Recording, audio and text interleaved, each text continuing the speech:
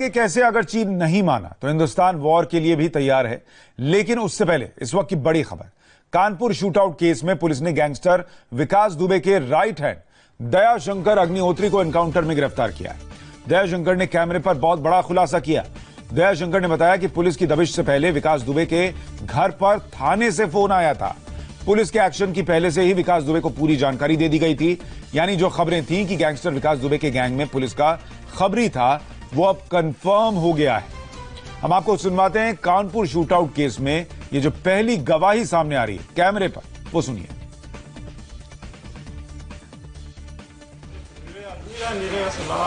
कितने लोग क्या हुआ था रात में उस दिन? क्या हुआ था रात में उस दिन? विकास दुबे चलाएंगे साथ में थे? नहीं, हम तो उसको चला ही नहीं पाते। नहीं चला पाते थे उस दिन साथ में? हम तो वहीं रहते क्या बनाते। क्या हुआ था? उसके पास अब एक बंदूक है, बस वही मारवाड़ी, बाकी सब फर्जी है सलाह। नहीं तो इसने पुलिस वालों कैसे मार दिया था? अरे तो मेरे आदमी है, मेरे सलाह आ रहा है। वो कितने लोग थे? ये 25-30 आदमी। क्या जानकारी कैसे कैसे लोग पता चल गया इसके बारे में? उसने बुलाया फोन करके। किसने फोन करके बुलाया? विकास बोला। और कौन से प्रमुख लोग थे? और प्रमुख कबूली, हम तो घर के अंदर लात थे, हमको तो हमने देखा नहीं। क्या हुआ था रात में उस दिन? विकास दुबे चलाएंगे साथ में थे? नहीं, हम तो उसको चला ही नहीं पाते। नहीं चला पाते थे उस दिन साथ में? हम तो वहीं रहते बनाते। क्या हुआ था? उसके पास अब एक बंदूक है, बस वही मारवाड़ी, बाकी सब फर्जी है सलाह। नहीं तो इसने पुलिस वालों कैसे मार दिया था? अरे तो मेरे आदमी है, मेरे सलाह आ रहा है। वो कितने लोग थे? ये 25-30 आदमी। क्या जानकारी कैसे कैसे लोग पता चल गया इसके बारे में? उसने बुलाया फोन करके। किसने फोन करके बुलाया? विकास बोला। और कौन से प्रमुख लोग थे? और प्रमुख कबूली, हम तो घर के अंदर लात थे, हमको तो हमने देखा नहीं। दयाशंकर अग्निहोत्री को आप सुन रहे थे, जो वहीं उसी घर में रहता है जहां विकास दुबे रहता था। और वो ये बता रहा है कि विकास दुबे ने फोन करके लोगों को बुलाया था। 25-30 लोग थे और पुलिस पर ताबड़तोड़ फायरिंग हुई। ये एक बयान का एक हिस्सा आपको सुना रहा था। अब आपको पूरा बयान सुनवाता हूं। क्या हुआ था रात में उस दिन? विकास दुबे चलाएंगे साथ में थे? नहीं, हम तो उसको चला ही नहीं पाते। नहीं चला पाते थे उस दिन साथ में? हम तो वहीं रहते क्या बनाते। क्या हुआ था? उसके पास अब एक बंदूक है, बस वही मारवाड़ी, बाकी सब फर्जी है सलाह। नहीं तो इसने पुलिस वालों कैसे मार दिया था? अरे तो मेरे आदमी है, मेरे सलाह आ रहा है। कितने लोग थे? ये 25-30 आदमी। क्या जानकारी कैसे कैसे लोग पता चल गया इसके बारे में? उसने बुलाया फोन करके। किसने फोन करके बुलाया? विकास बोला।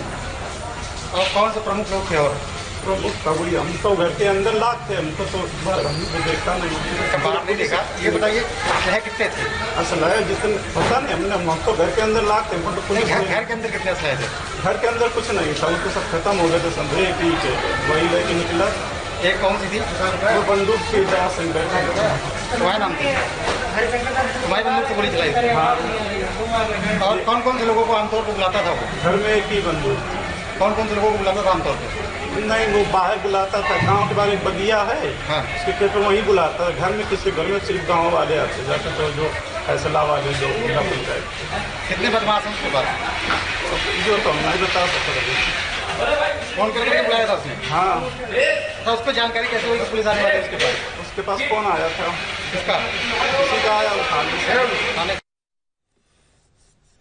तो बड़ी बात बता रहा है दयाशंकर अग्निहोत्री, जो विकास दुबे का गुर्गा है। और वो ये कह रहा है कि थाने से विकास दुबे के पास फोन आया था कि पुलिस आने वाली है।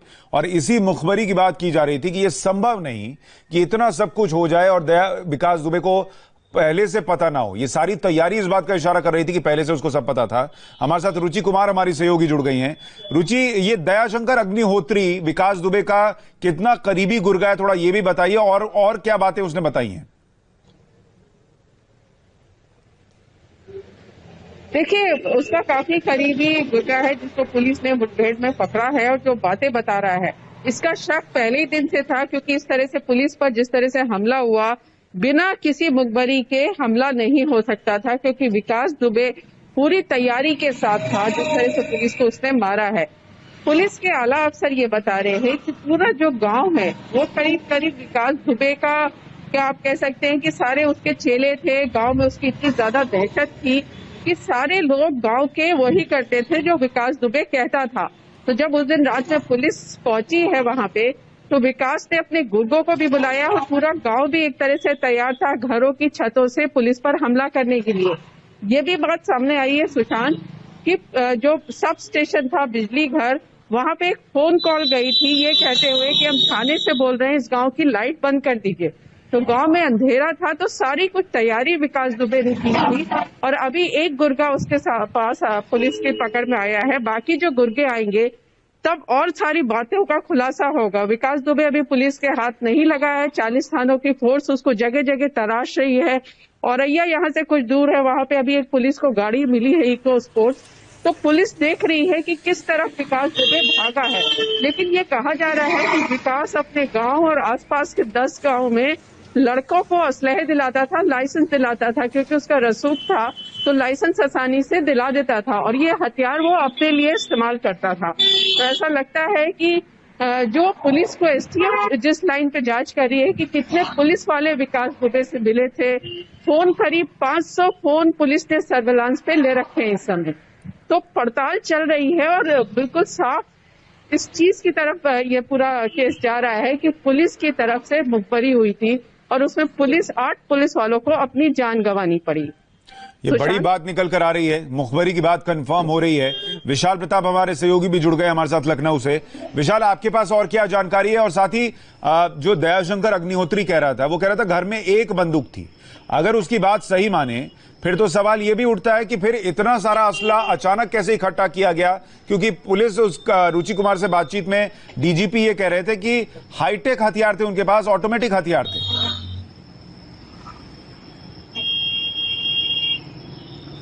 सुशांत, जो अब तक की इन्वेस्टिगेशन है उसके बारे में मैं आपको बता दूं कि इन्वेस्टिगेशन में ये बात साफ हो गई है कि ऑटोमेटिक राइफल जो कि अवैध होता है किसी भी नागरिक के रखने के लिए, उन ऑटोमेटिक राइफल का बाकायदा इस्तेमाल किया गया था पुलिस पार्टी पर हमला करने के लिए। दूसरी महत्वपूर्ण बात यह है कि मौके पर सिर्फ एक गोली से, एक मतलब बंदूक से या एक बोर से यूं कहा जाए कि गोली चली थी, तो ये बिल्कुल झूठ बात है, एकदम गलत बात है। इन्वेस्टिगेशन में ये बात साफ हुई है कि मौके पर दोनों तरफ से, पुलिस की तरफ से कम राउंड फायरिंग हुई थी जवाबी, लेकिन बदमाशों की तरफ से कम 100 फायरिंग हुई थी और ये कभी भी एक किसी भी बंदूक से पॉसिबल नहीं है। दयाशंकर अग्निहोत्री खास गुर्गा है विकास दुबे का, पुलिस के हत्थे जड़ चुका है। बीती रात कल्याणपुर थाना क्षेत्र में उसके साथ मुठभेड़ हुई है, उसको गोली लगी है और उसने इस बात का जिक्र किया है कि मौके पर 20 से 25 लोग थे, जिसका अंदेशा IG STF Amitabh just India TV से बातचीत के दौरान पहले ही जता चुके थे। तो ये साबित करने के लिए काफी है कि जो बातें निकल के सामने आ रही है, जो कयास लगाए जा रहे थे, जो इन्वेस्टिगेशन का बेस बन रहा है, वो कहीं ना कहीं इशारा करता है कि उस दिन विकास दुबे ने पूरी तरीके से सुनियोजित तरीके से पुलिसकर्मियों को जब बुलाया था, या यूं कहा जाए कि पुलिसकर्मी वहां पहुंच रहे थे, उसकी मुखबिरी हो चुकी थी। और देखिए ये तो बहुत स्पष्ट है कि पहले से जानकारी थी।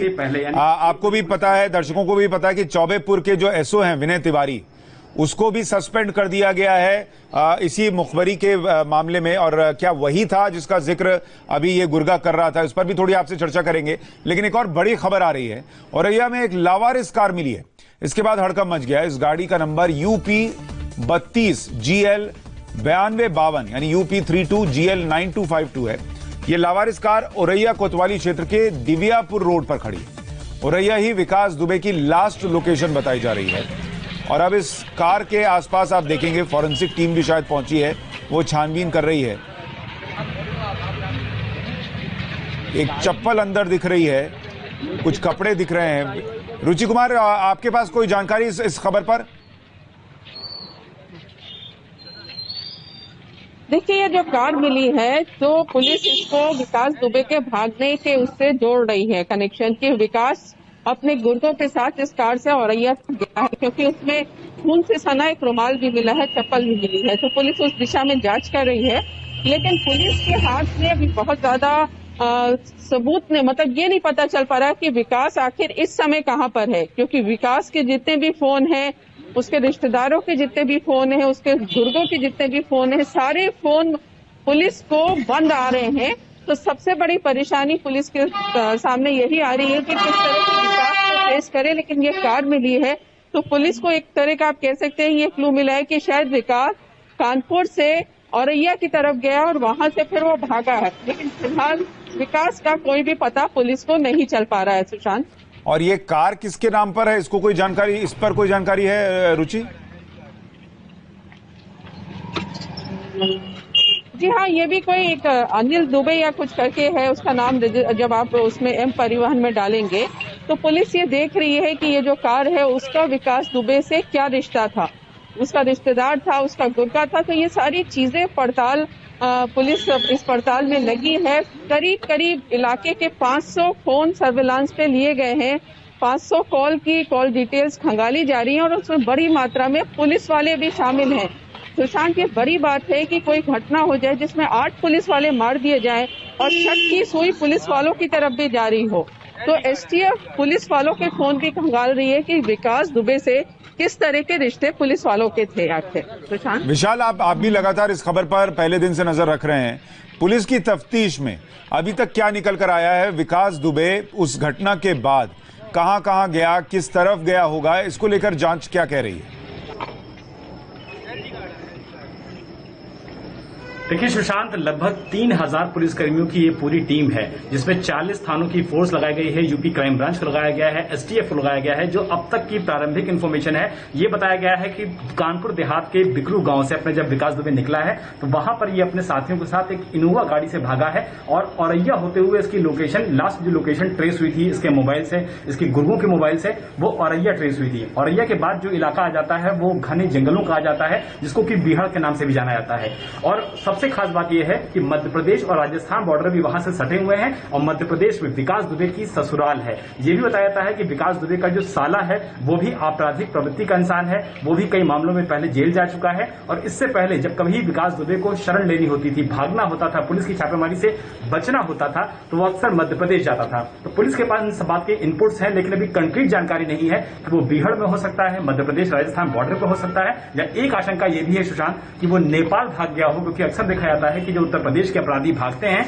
तो उनको नेपाल में एक सेफ हेवन मिलता है। यही आशंकाएं लगाई जा रही है लेकिन अभी कोई ठोस कंक्रीट जानकारी न सिर्फ एसटीएफ के पास नहीं है बल्कि यूपी पुलिस जो कि लगातार विकास दुबे को धरपकड़ के लिए कोशिश कर रही है, इन सभी के पास कोई भी कंक्रीट जानकारी नहीं है। यही वजह है कि पुलिस की टीम लगातार कोशिश कर रही है कि विकास दुबे के गुर्गों पर दबाव बनाया जाए, उसके गुर्गों को गिरफ्तार किया जाए और किसी तरीके से पुलिस विकास दुबे तक पहुंचे, लेकिन फिलहाल अभी यह संभव नहीं हो पाया है लगातार की कोशिश के बावजूद, क्योंकि 500 से ज्यादा ऐसे नंबर हैं जिनको कि सर्विलांस पे लगाया गया है। लेकिन इन सभी नंबरों के सर्विलांस पे लगाने के बावजूद पुलिस को विकास दुबे के बारे में सटीक जानकारी नहीं मिल पा रही है। लेकिन इसके बावजूद जो इन्वेस्टिगेशन है वो लगातार जारी है और उसको पकड़ने के लिए जो कोशिश है वो उत्तर प्रदेश पुलिस दिन रात एक किए हुए है। तो आज की 2 बड़ी खबरें इस पूरे मामले से, एक जो उसका खास गुर्गा है वो पकड़ा गया है एनकाउंटर में और वो ये खुलासा कर रहा है कि थाने से फोन आया था विकास दुबे के पास, जिसके बाद उसे पता चला कि पुलिस की टीम वहां पर पहुंच रही है और ये पूरा घटनाक्रम हुआ। और दूसरा वो कार मिली है औरैया से जिसमें बताया जा रहा है कि विकास दुबे भागा होगा और इसलिए उसकी लास्ट लोकेशन औरैया ही बताई जा रही है। विशाल प्रताप ये कह रहे हैं कि संभव है कि वो नेपाल भाग गया हो। रुचि से हमारा संपर्क टूट गया है। विशाल, ये बताइए, जो मुखबिर की बात हो रही है, जो एसओ थे विनय तिवारी जिनको सस्पेंड कर दिया गया, क्या गुर्गा उन्हीं की तरफ इशारा कर रहा है या कोई और भी हो सकता है?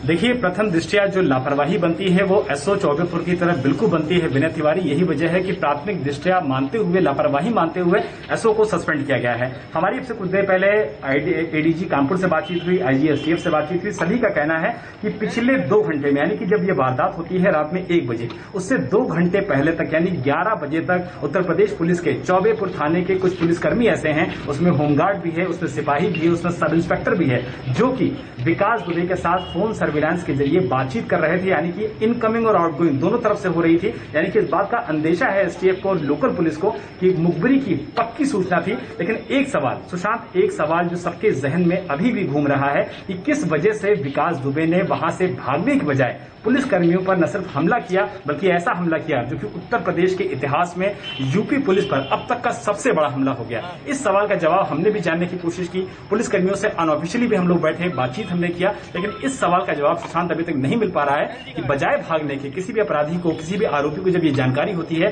कि पुलिस उसके पास धरपकड़ के लिए आ रही है तो वो भाग सकता था, उसके पास टाइम था, लेकिन उस टाइम को उसने पुलिस के लिए जवाबी हमले के तौर पर इस्तेमाल किया। तो ये अपने आप में ऐसी बात है जिसका कि वाकई में जवाब मिलना बहुत मुश्किल हो रहा है और अभी तक की इन्वेस्टिगेशन में पुलिस इस जवाब को फिलहाल तलाश नहीं पाई है। रुचि, आपके पास क्या जानकारी है? जो मुखबरी की बात हो रही है और एसओ विनय तिवारी जो है चौबेपुर का, उसका नाम, उसको सस्पेंड भी कर दिया गया है, पूरा कनेक्शन वहीं जाकर खत्म होता है या उससे आगे भी तार जा सकते हैं? क्योंकि विकास दुबे के बहुत सारे राजनीतिक संबंध भी थे और इतने सालों से जो उसको संरक्षण मिला हुआ था उसका सवाल भी है। यहाँ देखिए, संरक्षण की वजह से ही विकास दुबे अभी तक बचा हुआ था। 60 जिसके ऊपर मुकदमे हो, हत्या के प्रयास जैसे संगीन मामले हो, वो इस तरह से खुलेआम घूम रहा हो तो ये तो साफ है कि उसको अलग अलग पार्टीज के नेताओं की पुलिस का संरक्षण मिला हुआ था। लेकिन जहां तक सवाल मुखबरी का है तो देखिए, मुखबरी तो हुई है, क्योंकि उसको कैसे पता था कि पुलिस टीम आ रही है, कैसे वो इतनी तैयारी के साथ छतों पे चढ़ा हुआ था। तो मुखबरी हुई है, अब मुखबरी किसने की है ये पता करने की कोशिश की जा रही है। पुलिस के कुछ ऑफिसर्स ये भी कह रहे हैं कि इसके पहले भी पुलिस के वहां थाने से कुछ लोग उसके पास गए थे और उसकी पुलिस वालों की बाइक वगैरह इसने छीन ली थी, विकास दुबे ने, बाइक और हथियार, और उसके बाद थाने से फोर्स बुलाई गई थी। तो सारी चीजों की पड़ताल की जा रही है और जो वहाँ थाने के लोग हैं उनसे भी एसटीएफ बहुत गहन पूछताछ कर रही है, क्योंकि मामला काफी संगीन है कि पुलिस वाले एक इतने बड़े शातिर अपराधी से मिले हुए थे।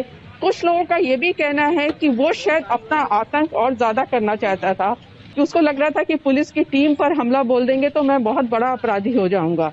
कुछ लोगों का ये कहना है कि उसके घर में काफी ज्यादा कैश और जेवर था, जिसकी वजह से वो भागा नहीं और उसने पुलिस पर हमला कर दिया। तो तरह तरह की चीजें हैं, लेकिन पुलिस अभी इन्वेस्टिगेशन कर रही है। पुलिस किसी नतीजे पर अभी नहीं पहुंची है। सुशांत, ठीक है, एक बार फिर से हम दर्शकों को सुनवाते हैं। दयाशंकर अग्निहोत्री, जो विकास दुबे का करीबी गुर्गा बताया जाता है, वो पुलिस को हाथ लगा है और उसने जो बयान दिया है, उसने जो बातें कैमरे पर कही हैं, वो सुनिए आप। ये बताइए, है कितने थे? असल है जिस दिन पता नहीं, हम तो घर के अंदर लाते हैं, तो पुलिस घर के अंदर कितने असला थे? घर के अंदर कुछ नहीं था, उसको सब खत्म हो गए थे, समझे कि वही लेके निकला। एक कौन सी थी? वो बंदूक थी, दयाशंकर तुम्हारे नाम थे? तुम्हारी बंदूक से गोली चलाई थी? हाँ। और कौन कौन से लोगों को आमतौर पर बुलाता था वो? घर में एक ही बंदूक। कौन कौन से लोगों को बुलाता था आमतौर पर? नहीं, वो बाहर बुलाता था, गांव के बारे में बगिया है, हाँ, उसके खेत में वहीं बुलाता था। घर में किसी घर में सिर्फ गांव वाले आते जाते, तो जो फैसला वाले जो जिला पंचायत। कितने बदमाश हैं उसके बाद? जो तो नहीं बता सकते। फोन करके बुलाया था उसने? हाँ। तो उसको जानकारी कैसे हुई कि पुलिस आने वाली है उसके पास? उसके पास कौन आया था? किसका? किसी का आया, उठा लिया। क्या हुआ था रात में उस दिन? विकास दुबे भी चला। विकास दुबे चलाएंगे? उनके साथ थी वो। साथ में थे? नहीं, हम तो उसको चला ही नहीं पाते। नहीं चला पाते थे उस दिन साथ में? हम तो वहीं रहते, खाना बनाते। क्या हुआ था? उसके पास अब एक बंदूक है, बस वही मारवाड़ी, बाकी सब फर्जी है सलाह। नहीं, तो इसने पुलिस वालों को कैसे मार दिया थे? अरे तो मेरे आदमी रहा, मेरे सलाह रहा है। वो कितने लोग थे? 25-30 आदमी। क्या जानकारी कैसे कैसे लोग पता चल गया इसके बारे में? उसने बुलाया फोन करके, किसने फोन करके बुलाया? विकास बोला। और कौन से प्रमुख लोग थे? और प्रमुख था वही, हम तो घर के अंदर लाख थे, हमको तो हमने देखा नहीं। ये बताइए, है कितने थे? असल है जिस दिन पता नहीं, हम तो घर के अंदर लाख थे, हमको तो पुलिस। घर के अंदर कितने असला थे? घर के अंदर कुछ नहीं था, उसको सब खत्म हो गए थे, समझे कि वही लेके निकला। एक कौन सी थी? वो बंदूक थी, दयाशंकर। तुम्हारे नाम थे? तुम्हारी बंदूक से गोली चलाई थी? हाँ। और कौन कौन से लोगों को आमतौर पर बुलाता था वो? घर में एक ही बंदूक। कौन कौन से लोगों को बुलाता था आमतौर पर? नहीं, वो बाहर बुलाता था, गांव के बारे में बगिया है, हाँ, उसके खेत में वहीं बुलाता था। घर में किसी घर में सिर्फ गांव वाले आते जाते, तो जो फैसला वाले जो जिला पंचायत। कितने बदमाश हैं उसके बाद? जो तो नहीं बता सकते। फोन करके बुलाया था उसने? हाँ। तो उसको जानकारी कैसे हुई कि पुलिस आने वाली है उसके पास? उसके पास कौन आया था? किसका? किसी का आया, उठा लिया। कुछ अहम बातें निकल कर आ रही हैं इस गवाही में। एक, कि पुलिस थाने से फोन आया था। दूसरा, बड़ी संख्या में हथियार तुरंत इंतजाम किए गए। 30 से 35 लोग थे, तो पुलिस की तफ्तीश सिर्फ विकास दुबे तक नहीं और लोगों तक पहुंचने तक भी आगे बढ़ेगी। और साथ ही बड़ा सवाल यह भी है कि विकास दुबे अगर ये सब कुछ जानता था और उसके लिए किसी ने मुखबरी की, तो क्या वो मुखबरी थाने तक सीमित थी या उसका कोई पॉलिटिकल कनेक्शन भी था? इसकी भी जांच पुलिस जरूर करेगी। फिलहाल रुचि और विशाल, आपका बहुत शुक्रिया। अपडेट के लिए हम आपके पास लौटेंगे। एक छोटे से ब्रेक के लिए रुक रहे हैं। ब्रेक के बाद आपको आज फिर बारिश से पानी कैसे हो गई मुंबई, ये दिखाएंगे, लेकिन ब्रेक पर जाएं उससे पहले